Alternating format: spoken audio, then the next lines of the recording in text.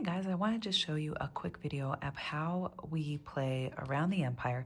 This was the kids' favorite game that we did. We would do this as a Latin Exordium, so probably like the first 15 minutes of class.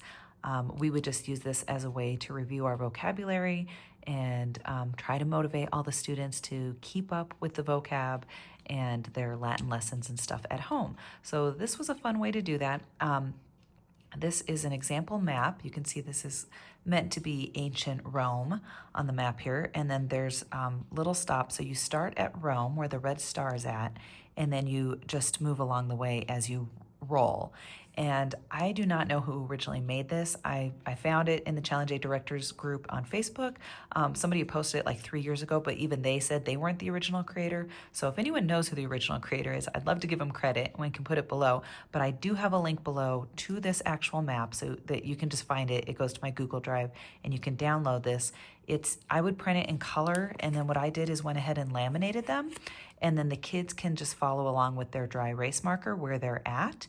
I eventually did get these little like tube Roman army guys, and they would move along, but they were kind of big for the spaces. So I think a lot of the kids just like to mark along the way as they go. So they're working their way as they're going through the game, and then they have to make it all the way back to Rome. And so the way that it would work is I would write onto the board a word in Latin. So I'd put terra, terrae, okay?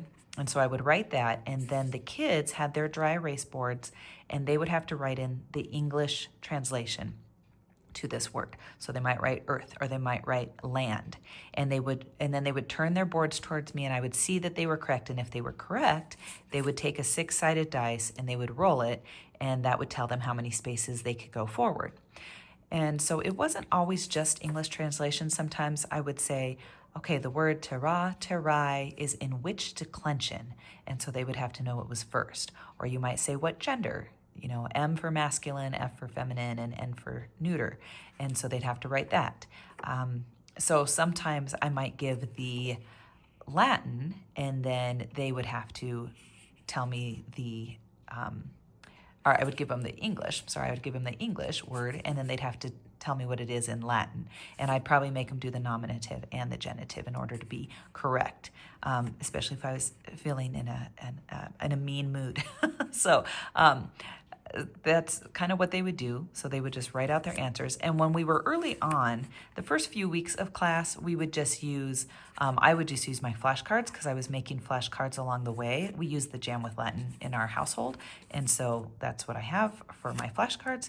As it got to be a little bit further in the year, I was able to just go to like a full vocab sheet, and I wish I could give credit to whoever made this. This was my favorite resource of the whole year this last year, is this vocab list, because it is everything that they learn in Challenge A. I mean, it is so good. So on the front, and they've divided it by, so here you go, the verbs in the early lessons that they would have had, and then it kind of goes through conjugations.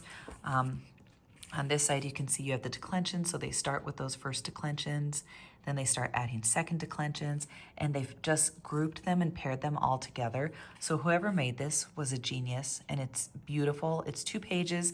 I took the 2 pages, printed them in color, and then laminated it, and so this became kind of my cheat sheet at the end of the year. So instead of having to pull out all of my vocab cards and then have to refile them, which was kind of a pain, I would just use this as the tutor and write my stuff on the board, and then they'd have to find their translations. So I would let them use their note cards. I would let them use their Latin books. I wanted them to be used to opening up Henley and going to the back to the vocabulary, to the, kind of the dictionary part on the end where you have the Latin to English and then the English to Latin translations. And so they need to know how to use those. And so I would let them use that. That was fine.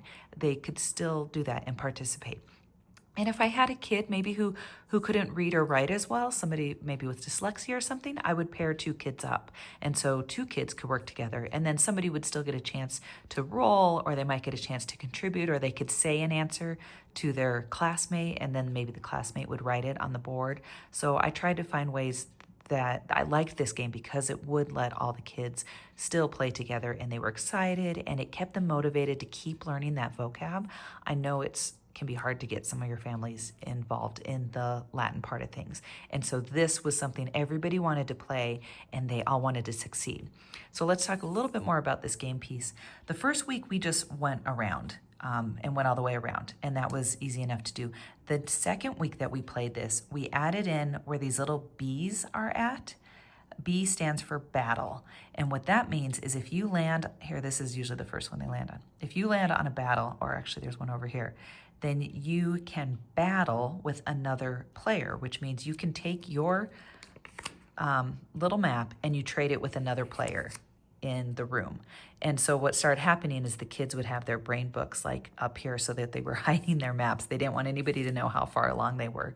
And so you would battle. Now you could end up battling and the person was further back along the way and you were all the way up here. And so you lose out in the battle. And that's the point of the battle.